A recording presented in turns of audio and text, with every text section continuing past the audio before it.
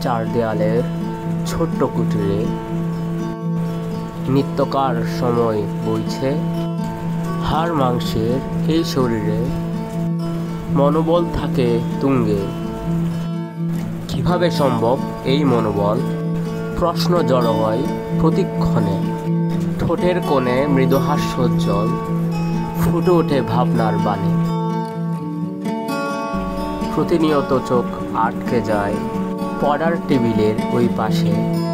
প্রাণোচ্ছল প্রহরের এক স্থিরতায় আনন্দ জমাট সেই চিত্রে। হলুদাভ রঙের মায়ার মোহনায় প্রতিনিয়ত ডুবি নিবৃতচারী হয়ে।